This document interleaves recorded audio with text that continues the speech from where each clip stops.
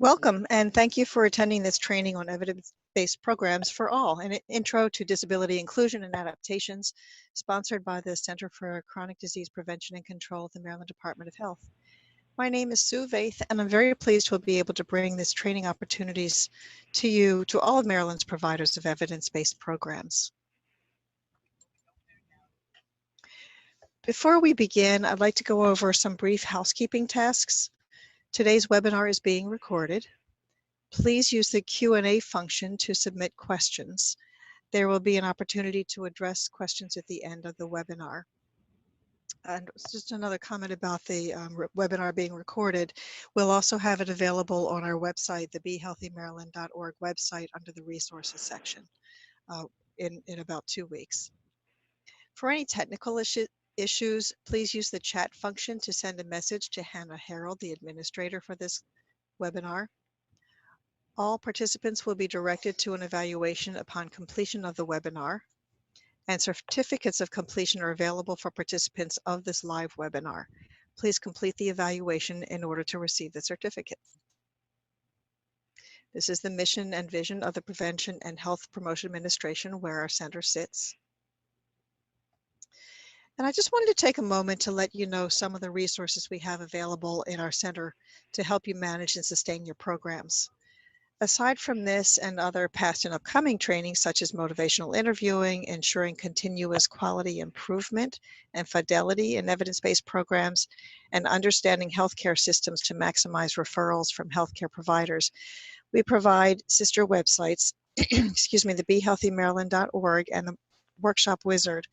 And the Workshop Wizard is a HIPAA-compliant site that helps you publicize classes, manage referrals and feedback to physicians, manage data, particularly for diabetes prevention program, and assist with billing for the National Diabetes Prevention Program. Our center also provides periodic funding opportunities for evidence-based program providers to expand their programs, or to other community-based organizations to develop new evidence-based programs. We have a diabetes prevention network that meets quarterly via webinar and in person, and are planning the same for diabetes management providers this spring. This webinar is being recorded, and as I said earlier, will be available on our Be Healthy Maryland Partner Resources page and in the help section of the Workshop Wizard for those of you who are using Workshop Wizard. If you want more information about these resources, please contact me at sue.vaith@maryland.org. That's SUE.V like in Victor, AETH @maryland.gov. Sorry, I think I said .org, but maryland.gov. So I'm going to take a moment to introduce our speaker, Caleb Berkmeister of the Mid-Atlantic ADA Center. As the training specialist for the Mid-Atlantic ADA Center, Caleb coordinates ADA webinars and podcasts, plans the annual ADA Update Conference, and conducts customized trainings for businesses, universities, government agencies, and nonprofit organizations. Before joining the center, he taught several years at Kent State University, where he's completing a dissertation on disability studies. So thank you so much, Caleb, for being here, and take it away. Okay, well, thank you very much, Sue, for that introduction. And hello to everyone. I'm very happy to be here. I think this topic is interesting, and it can be challenging. And that's what we're going to talk about today, trying to figure out how to deal with some of those challenges. I do plan to leave time for questions at the end, especially with this topic. I really like to get questions to hear what you guys are thinking. So please do ask questions throughout the webinar, and I believe those will be collected, and I can address those at the end. So from the agenda slide here, here's what we'll be doing in this hour. Going to do a little ADA overview, just to give you a sense of that law and what it covers. Talk a little bit about the prevalence of disability, just some basic statistics on that. Then we're going to get into the meat of the presentation with an introduction to basic habits of interacting, and I'll explain more exactly what that means. We will talk a little bit about disability-specific tips. Those can definitely be useful.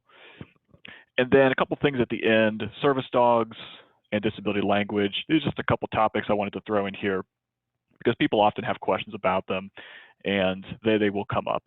So we'll cover that too. Now the next slide, these are the learning objectives for the webinar. So first, understand the Guide to Community Preventative Services recommendations for disability inclusion. Also identify barriers to full participation for people with disabilities and learn adaptations that help to address the needs of people with disabilities. So those are the objectives. So before we dive into this, I think I want to try to just summarize right from the beginning what exactly we're trying to accomplish when we talk about interacting with people who have disabilities. So I myself have a disability, and I have lots of friends who are disabled. I'm fairly active in various disability communities, and so I talk a lot about this topic with friends and acquaintances, and I would say that the most important thing that people in the disability community right now would like to see and experience is to just be treated like normal people. Now, I know that that probably sounds obvious, and I mean, it kind of is, but putting it into practice actually is more difficult than it might seem. And it's difficult for different reasons, but probably the most important reason is that by the very nature of a disability, sometimes disabled people need things that are out of the ordinary. So the question becomes, given that that's the case, how can you get to the point where you are treating someone who happens to have a disability just like a normal person? So that's what we're going to try to address in this webinar. Now, before we get there, let's go to the next slide and just do a little ADA overview. So you've probably heard about the Americans with Disabilities Act. It was signed into law back in 1990, so it's been around for quite some time. And it granted, for the first time, federally protected civil rights to people with disabilities. Now, it's always important to point out here, because this is something that people misunderstand, especially people with disabilities, that the ADA is a civil rights law. It's not an entitlement law. So that means the ADA doesn't give people special benefits or special treatment. All it's intended to do is remove barriers so that people with disabilities can have equal opportunity to access programs, like the programs that you run.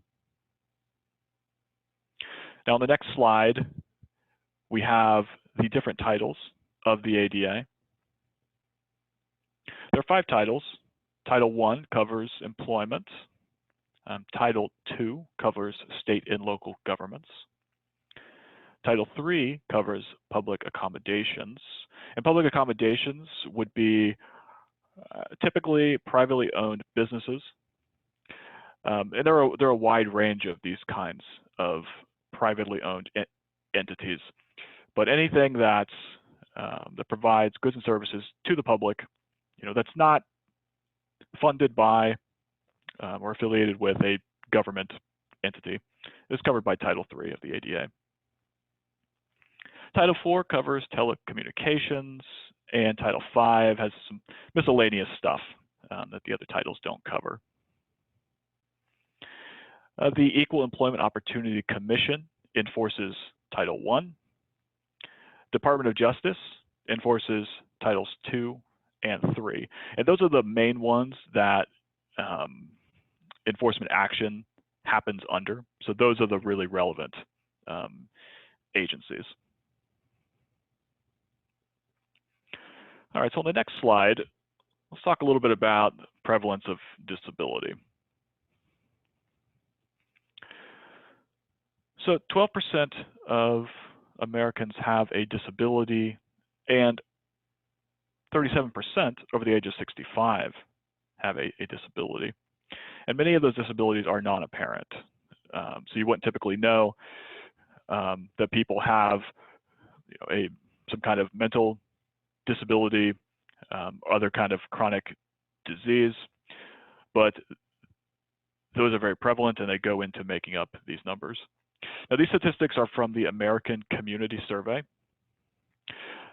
There are different measures of the prevalence of disability. You may have seen some of these statistics from other sources. I think the most expansive one that I've seen is from the CDC. According to them, 1 in 4 Americans have a disability. So what accounts for the difference? Well, basically, it has to do with the criteria by which disability is being measured. So I don't know what CDC's criteria is, but obviously their criteria is much more expansive. I mean, I can tell you that definitely 1 out of 4 Americans are not covered by the ADA, because the ADA has a stricter standard or stricter definition of disability. So I tend to use the American Community Survey because it's a little more reflective of the number of Americans who would be covered under the ADA. Now, for your purposes, in a diabetes prevention program, chronic disease self-management program, or a falls prevention program, obviously you're going to be encountering people with disabilities at a higher rate because diabetes, chronic disease, these are all associated with disabilities. So the prevalence of disability for you and your programs is going to be much higher. So very important to talk about this topic today. Okay, on the next slide, also important to keep in mind that as we age, we naturally acquire disabilities. So disability in that sense is really a universal experience. Either you acquire it through illness or accident, if you're not already born with a disability. And the older you get, eventually, if you live long enough, you're going to acquire disabilities. So unless you die unexpectedly at a young age, we will all experience a disability at some time. And hopefully that's something that can dispel maybe some of the fear that might exist around disability. It really is just a normal part of human life. Okay, so let's go to the next slide and start to get into some of the meat of the presentation.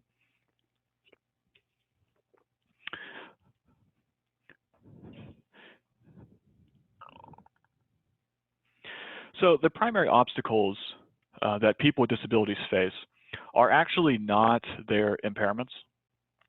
They're not. It doesn't have to do with their bodies.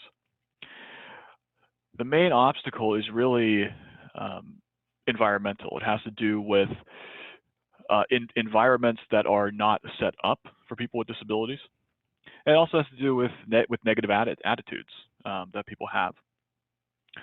So just by way of example, someone who uses a wheelchair, they are going to be much more disabled in a city where there are no ramps to get into buildings than they are in a city where there are ramps on every building. This means that disability is variable, which is often a counterintuitive thing to say. We tend to think that a disability really is about a person's body, and so it's static, but it's really not. It really has to do with how accessible is the social world in which that person lives and moves about. If it's very accessible, the disability really diminishes. Negative attitudes are also a big part of it, what people think and believe about people with disabilities. And that's why covering this topic is so important, because by simply learning how to interact better with people with disabilities, you actually contribute to lessening the significance of a disability. So just keep that in mind. Respectful interactions really make a difference. All right, on the next slide. So I mentioned earlier that we're going to talk about basic habits of thinking. Now, I want to preface this because this approach is probably a little different than many approaches that maybe you've read about or heard in the past. Typically, when this topic is addressed, the main focus is disability-specific advice, or do's and don'ts, lists of tips that you use. And those are definitely good, and we'll talk a little bit about that as well later. But the reason why we don't start there is because if you're going to have a completely comfortable and normal relationship with someone with a disability, we don't believe that you can actually do that by just memorizing a list of do's and don'ts. So because people with disabilities ultimately just want to be treated like normal people, you can't really be treated normal if, when you meet somebody, they are running through in their head all the list of things that they should and should not be doing with you. So you can kind of see the problem there. To get to the point where we need to be, the do's and don'ts really have to become habits and things that you're not actually having to think about in the moment. So that's why we like to start with habits of thinking instead. Now, respectful interactions are based on two habits: focusing on the person rather than the disability, and not making assumptions about what a person needs. Now, these two might seem fairly obvious, and again, they kind of are, but it's putting them into practice that gets a little more difficult. So the next slide, let's talk about the first one here, focusing on the person rather than the disability.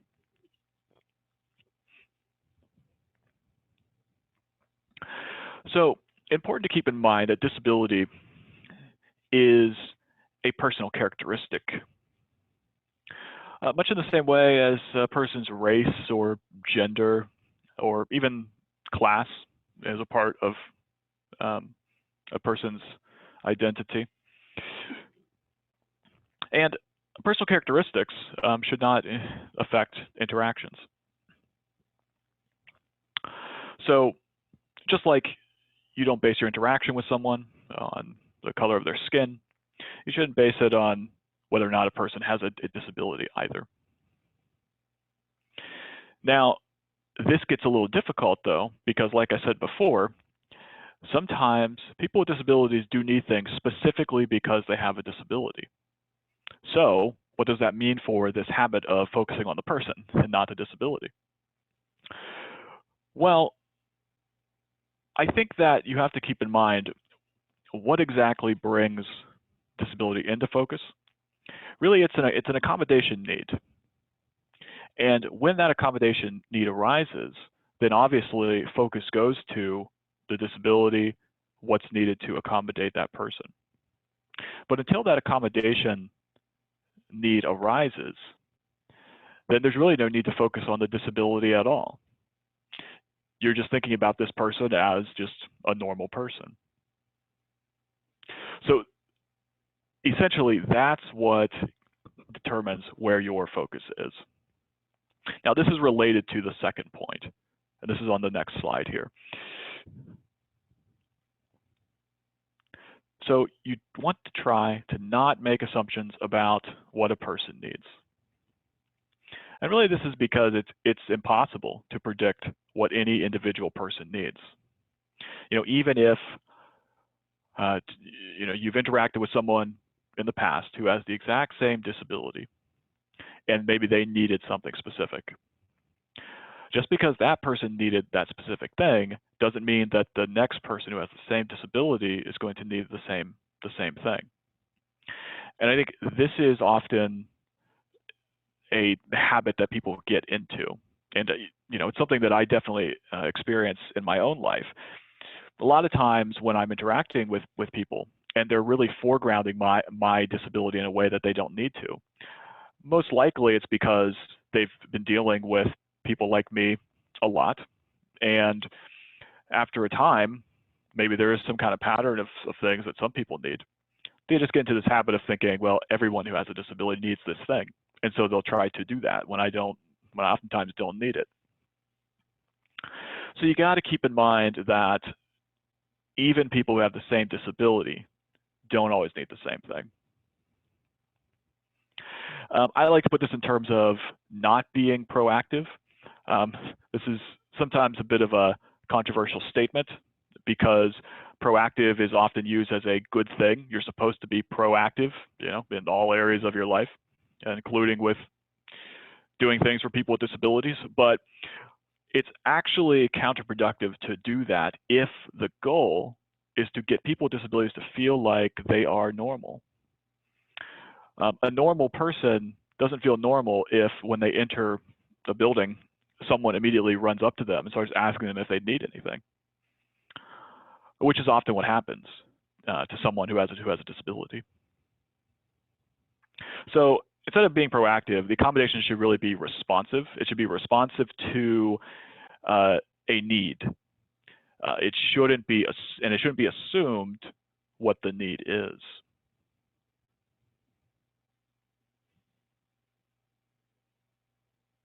So let's go to the next slide.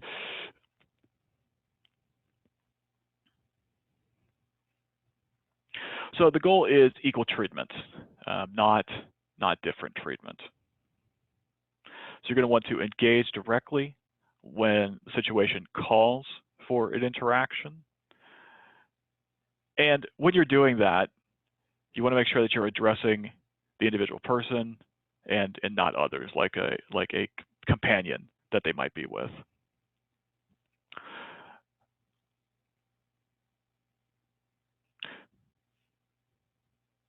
Okay, so at this point you might be thinking, well, okay, how do I do this? How do I be responsive to an accommodation need without assuming what a person needs, not focusing on the disability? Doesn't this seem like a contradiction? Well, on slide 18, this is how you should handle it. You should be observant of a situation. You definitely can still offer help to a person with a disability, but you need to make sure that help's actually needed. Now, it's very important to point out here that there's a difference between being observant and staring. People with disabilities definitely don't like to be stared at. So, but I don't think it takes more than a couple seconds to really observe whether or not somebody needs something. So, for example, I'm blind, and I am very mobile. I use a cane. I walk around my city, and oftentimes, pretty much at least once a week, when I'm walking down the sidewalk, I'm heading for the escalator to get on the train, for example, I'll be headed towards a particular object that my cane is going to strike against. And I do that intentionally because once I touch that object, it orients me. I know where I'm at, and then I can bounce off of that and go straight to the escalator. But oftentimes, as I'm walking down the sidewalk, someone will interrupt me to tell me that I'm about to run into something. And sometimes they even kind of physically obstruct my path of travel. Now, they think that I'm just going to run into this wall and hurt myself. But they're basing this off of an immediate reaction. If they took a couple seconds to just stop, observe what I'm doing, they would notice that the way that I'm walking is very systematic.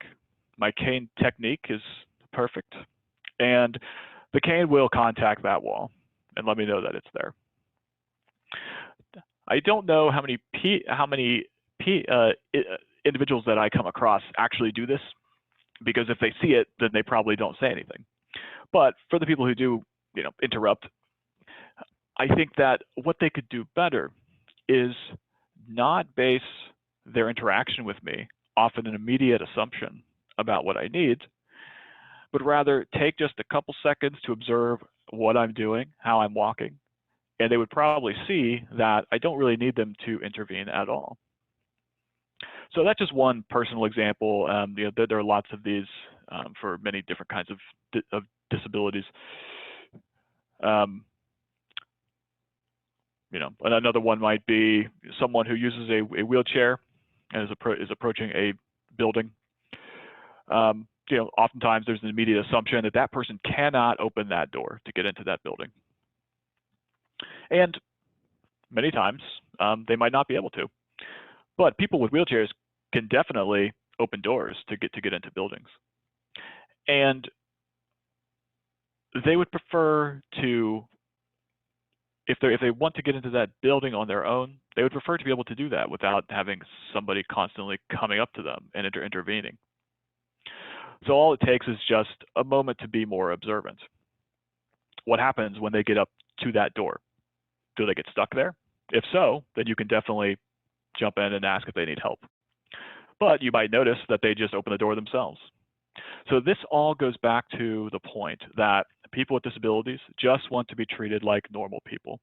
And you're not really a normal person if people are constantly coming up to you and trying to do things for you. Okay, on the next slide, just a little more on what it means to be observant and how to give help. So always ask before helping and follow the person's instructions because that need might not be what you would expect. So yes, always ask. This too is important. Sometimes, I would say that most of the time for me, people do ask, but sometimes they don't. Sometimes when it's at its worst, I have people who will actually physically grab me because they think that they know where I should be going, or they think that I'm about to hurt myself. And so someone will actually grab me first. And that's not a very respectful interaction. What they should do is, if they do think that I might need something or I'm going to hurt myself, they should simply ask if I need help. So always be verbal first before doing anything else, and make sure that you take into account what that person actually tells you they need.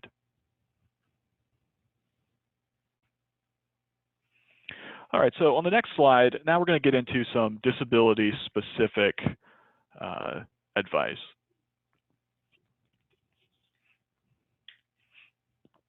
And these really flow out of the basic habits that we've been talking about. So for intellectual disabilities,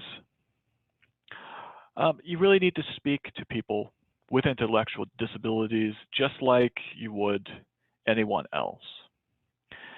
And that's not just about the words that you're using. I think this has more to do with the tone of voice.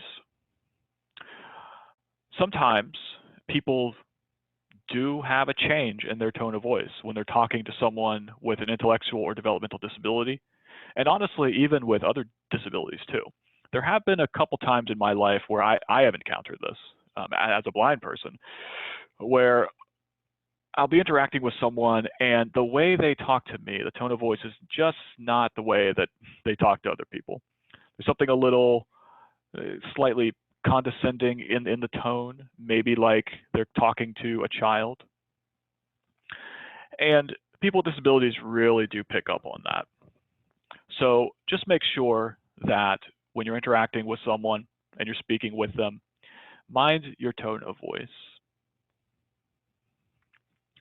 Now, if you're not understood the first time, then you can try to use different words to make your meaning clear. You may need to simplify the words that you're using, and that's fine, but don't start there.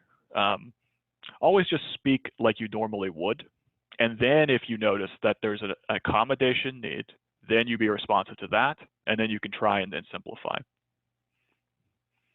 Now, this next point, I don't know if this applies much to you guys, because I know that in your programs, you're often the ones who are running it. But if there is someone else, who's supervising, or if you have another person who's helping you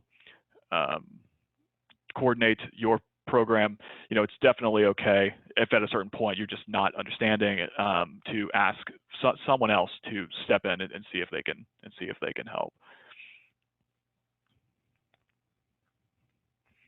Okay, on the next slide, speech disabilities.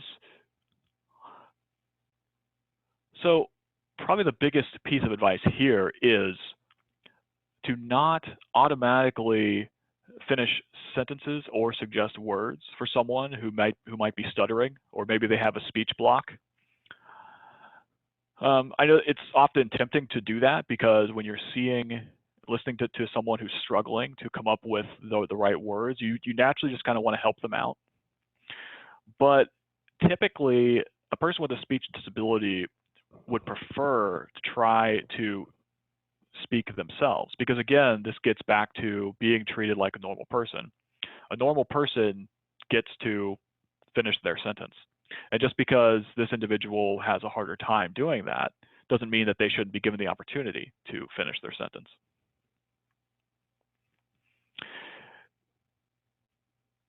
Now, if the person has a very severe speech impairment, then you can ask about alternative methods. Because oftentimes a person who has a disability, they know the best way to accommodate them. So they'll probably have a suggestion for that. Now, I should point out here, because people often ask this question, well, what if I know that the person wants me to finish their sentence? Well, then go right ahead and do that. It really depends on what you know about that person. If you're just meeting someone for the first time, if they're a stranger, then go with this piece of advice. Don't automatically try and finish their sentence. But if you have a friend or family member who has a speech disability and you know that they would just prefer it if you help them out, then you can definitely do that. So everyone is different, and it's just a matter of finding out what that need is, and then you can definitely provide that. And that's the same for all disabilities as well. Okay, on the next slide, deaf and hard of hearing individuals. So very important to look at the person, not the interpreter, if they have one. This too can sometimes be a little difficult, especially if you've never had a conversation with someone through an interpreter before. It is kind of natural for your eyes to drift towards the person who's actually speaking the words. But if that happens, just bring your eyes back to the person who is signing. Also, be prepared to write notes. If you have someone who comes into your programs who doesn't have an interpreter, there are other alternative ways of to communicate with them. And make sure that you keep your mouth visible when speaking, because oftentimes, even if someone is doing sign language, they're still taking in other bits of information to help them communicate with you. So many times they will also be looking at your mouth and reading your lips. Only ask or only speak loudly if you're asked to do so. A lot of people are just hard of hearing, and it can be useful to speak more loudly for those kinds of individuals, but don't just automatically start to do that. If that person needs something different that's out of the ordinary, they'll ask you to do that. I'd also throw in here to not avoid conversation with someone who is deaf. On many of the do's and don'ts lists, typically you'll see these other ones that I've listed here, but oftentimes what you don't see is something that's a little more subtle. There does tend to be a tendency to simply avoid conversation with people who are deaf because it takes a little more effort than it would to speak to someone who can hear you. And that's unfortunate, because people who are deaf really do start to feel the isolation of that. When they're in a social environment, say there's somebody who's in one of your programs with a group of people, and they're deaf, they will start to notice that they just don't get talked to as much as other people. And, that too, I would say, is not a respectful interaction. So even though it might take a little more effort to speak to someone who is deaf, that actually really does go a long way. All right, on the next slide, people who are blind or have low vision. The first one is probably the most important one. Speak directly to the person, not the companion. Unfortunately, I still have to deal with this quite frequently, more than I would think that I would have to in 2020. But it occasionally happens that I go into a restaurant with my wife, or into a store with a friend, and the waiter will ask my wife what I would like to order, or I go into a doctor's office with someone, and the receptionist talks to my companion rather than me. And usually when this happens, I just simply have to speak up and say that they can talk directly to me. But I think oftentimes that happens because there is an assumption that because I am blind and I'm with someone else, that the other person is taking care of me.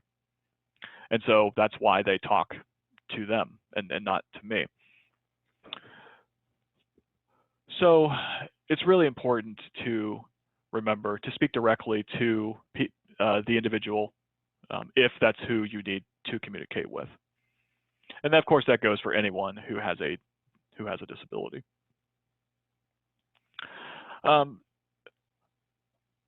If you're going to try to give directions to people with disabilities, do it verbally. And never touch someone who's blind without asking. It really is quite disturbing to me when someone just out of nowhere grabs my arm when I'm walking down the street. I don't think that anyone likes to be grabbed without their consent, but this happens a lot to people who are blind. So always ask first. Being verbal also is very useful if you're trying to do something like open a door for someone who's blind. Sometimes I still get people who will open a door for me, but won't actually tell me they're holding the door open for me. They're just standing there without saying anything. And I always wonder, what if they realize, or if they think about the fact that I can't actually see them standing there if they're being quiet. So it's useful to just say, I have the door open for you, or even which side of the door, is open. Make sure that you never touch a cane or a service dog. And that really goes for any personal device that a person with a disability has. Those things are very personal to disabled people, and to have them grabbed or touched, like sometimes someone will grab my cane to kind of to try and point me in the direction that I should go, and that really doesn't feel good. So never grab those personal devices. And also, if you have any print stuff, always make sure that you're thinking about alternative ways. And with screen readers now, it's really quite easy to do that. If you just have an electronic version of that print document, you can easily just email that to the person. All right, on the next slide, mobility disabilities. So this can be conditions that limit strength or stamina or movement. So it's not just someone who's in a wheelchair who might have a mobility disability. There's a wide range of these. Don't touch the wheelchair without asking. Oftentimes, someone will come up and start to push that wheelchair. People in wheelchairs do not appreciate that. Always ask before doing something like that. And you want to make sure that you're step back just a little bit, or if there's a chair available. If you're having a conversation with someone in a wheelchair, if you can sit down in a chair with them, that's helpful, so they don't have to strain their neck as they look up to talk to you. And always make sure that accessible paths are kept clear. And I'm not quite sure exactly the layout of the places where you hold your programs, but you know, you always want to make sure that paths are clear. And one thing you can do is take a yardstick, hold it at your waist, and walk through an area.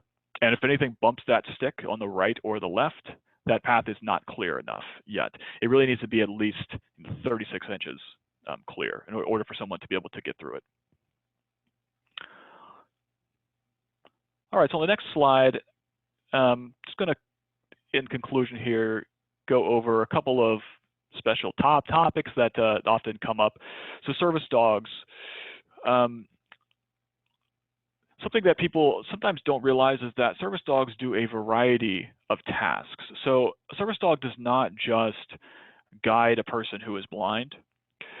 They can do lots of different things. And sometimes the task that a service dog does makes it look like that dog is not really a service dog. Probably the kind of dog that might get mistaken most for not being a service dog are dogs that actually help individuals who have diabetes know when there's a change in their insulin levels.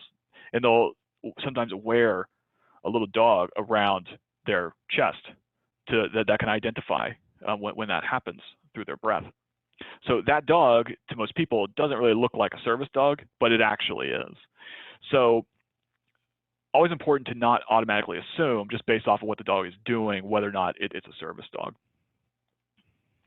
Now, service dogs are allowed to go almost anywhere, and I'm pretty sure that any program that you're offering, that there would not be any kind of restrictions on there being on a service dog being able to be there.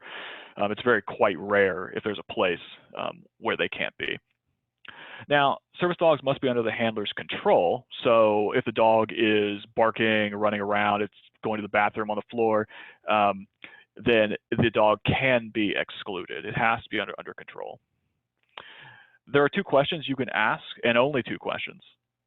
If someone brings a dog into your area, you can ask them if the dog is required because of a disability, and you can also ask what task has the dog been trained to perform. Other than those two questions, though, there's nothing else that you can ask for. You can't ask for paperwork. You can't ask questions about the disability. If the person can answer those two questions and that dog is under the handler's control, then you should just assume it's a service dog and let it in. And make sure you don't pet, feed, or distract the service dog. All right, on the next slide, just want to talk briefly about disability language. There's often a lot of confusion around this topic, and I understand why. It's mainly because there is no consensus on this issue in the disability community. So if we can't figure out what we think about this language issue, then we can't expect others, of course. But just want to talk about it just to give you a little more insight into this issue. So when referring to people with disabilities, you can use person first or identity first language. Person first language puts the person first in that grammatical construction. So person with a disability, person who is blind, that is person first language.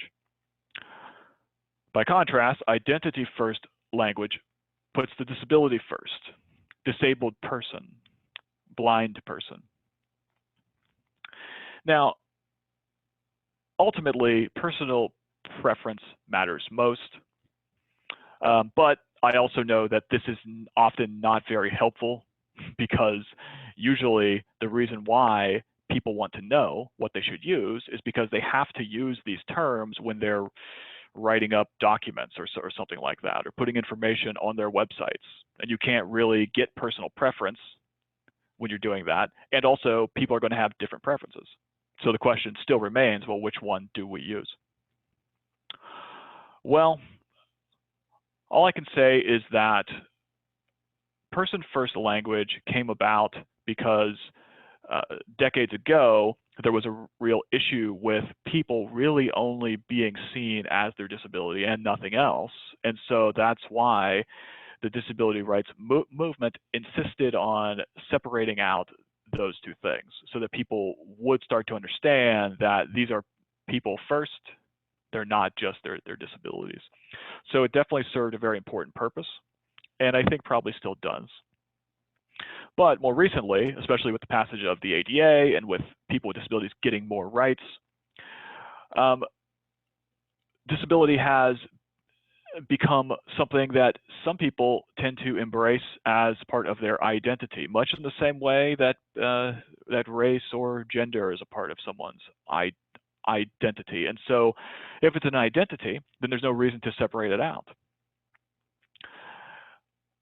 Now, I would say that for the most part, the debate over which one should be used is something that most disabled people probably don't care that much about. I think that for us who are engaged in programs where we're dealing with people with disabilities and we need to figure, and we have to write about it, we have to think about it and talk about it, I think we think about this more, perhaps. But it can be helpful to know that most people with disabilities aren't really thinking about this issue all that much. I would say just use person-first language because it's fairly conventional, but don't make it an ironclad rule. Also, you definitely want to avoid words that are just no longer in use and have kind of a negative connotation. So handicap is not really a word that we want to use anymore. Physically physically I'm sorry, I have a speech block on that word actually, so I'm going to skip it, but it's on the screen there. Or special needs. These are terms that we have moved past, so try to drop them from your communications. All right, so next slide, when we were at the conclusion here. So just to wrap this up, disability is very common, and the primary obstacle is social barriers, not the person's body. Make sure that you're focusing on the person and not assuming what they need, and be observant and personally aware of what's going on so that you are not assuming what a person needs. Now, on the next slide, we have some resources here that you can look into.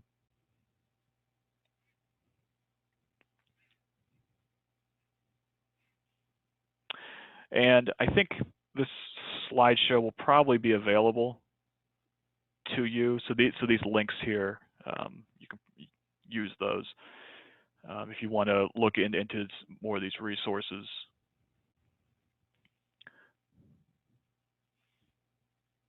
And on the last slide, information about our center. So I work for the Mid-Atlantic ADA Center, and we are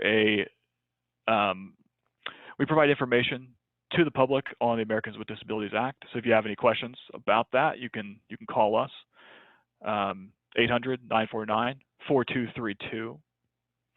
And our website is adainfo.org.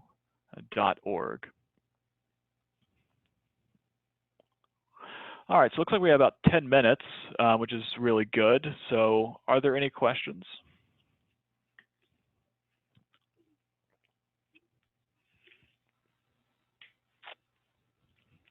And as a reminder to everyone, you can type your questions into the question and answer panel, which you can access through the Zoom control panel there.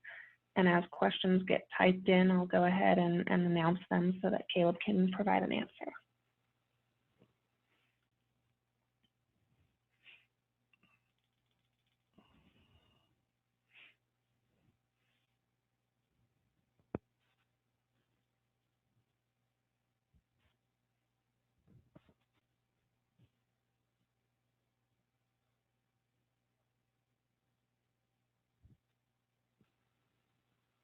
I will also add, if anyone prefers to ask their question verbally, there's also a button in your panel where you can raise your hand. And if you click that button, I'll be notified and I can unmute you so that you can ask the question out loud.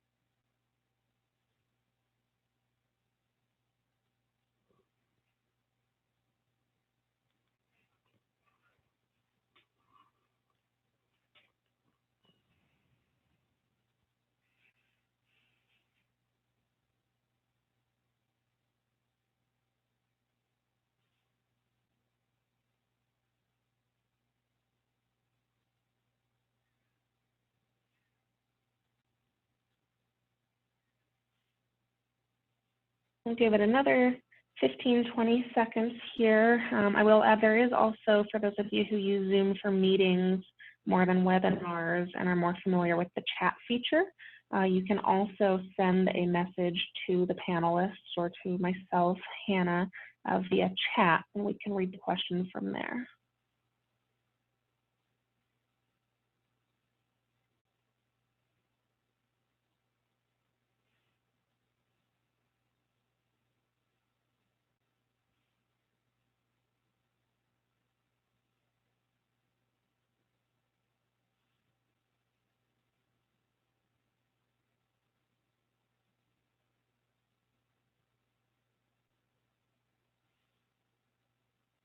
And we don't have a question, but we do have a comment.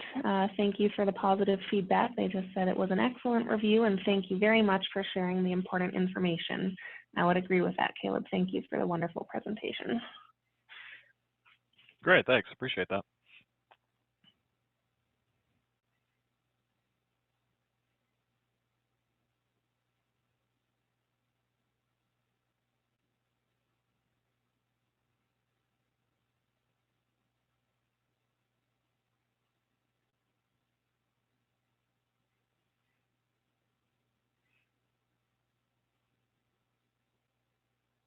And just one other comment was just thank you, especially for including the personal experiences, as that helps them to relate the material.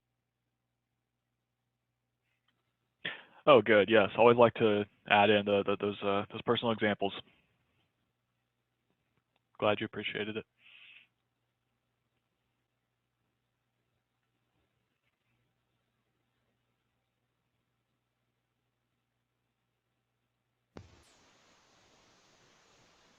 Maybe we can wait about one more minute to see if anybody has additional questions. Otherwise, we'll get ready to close the webinar.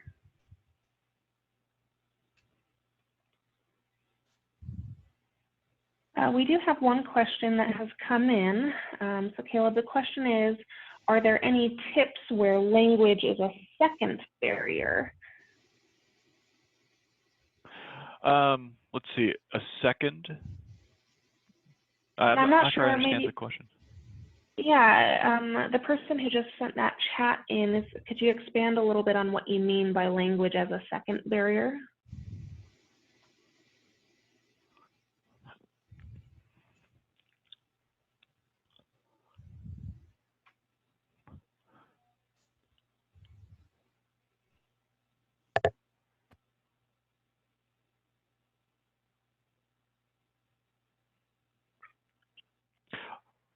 I wonder if they are possibly referring to a different language, like if they're speaking a different language?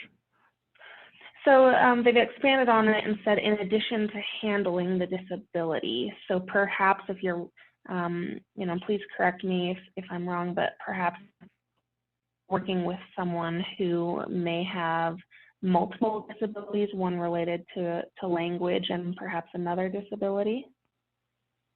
Mm-hmm.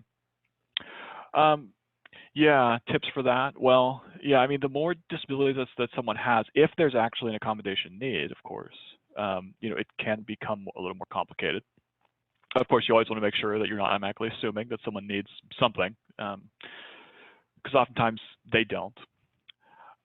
But if someone does and they're having an issue communicating that with you because of some kind of language disability, then, you know, I think it really does come down to figuring out how that person communicates best, which, you know, I think is probably a good tip, because oftentimes what happens is if someone is having an issue with communication,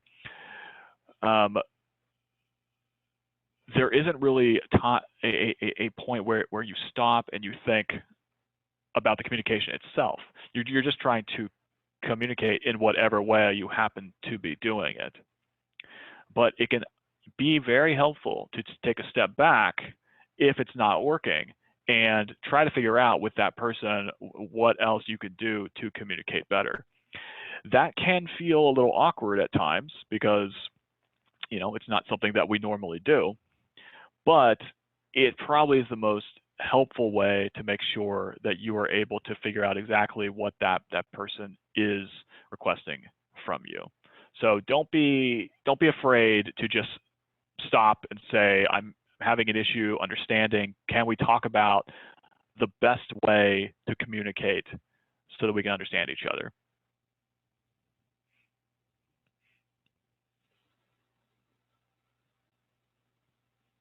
Great, thank you. And so here's a question, Caleb.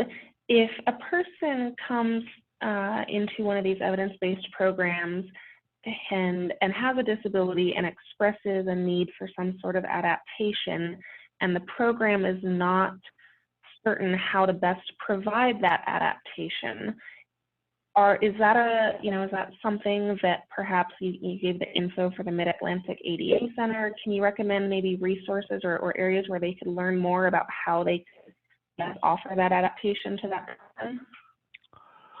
Yeah, well, I mean, that's exactly why we exist. So if it's unclear to you how you might need to modify your program, then you can call us and we can talk you through that. I mean, there are lots of resources when it comes to the kinds of modifications that can be made or things you need to do to provide effective communication with somebody. So usually it's most useful to just call us, and then once we get the specific situation, you know, we know the best resources to send you to help deal with that.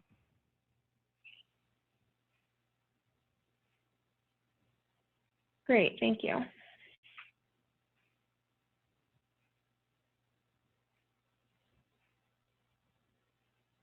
We've got another minute or so available for questions. If there's any other questions, feel free to send them in via the Q&A, via the chat, or raise your hand in Zoom and I can unmute you.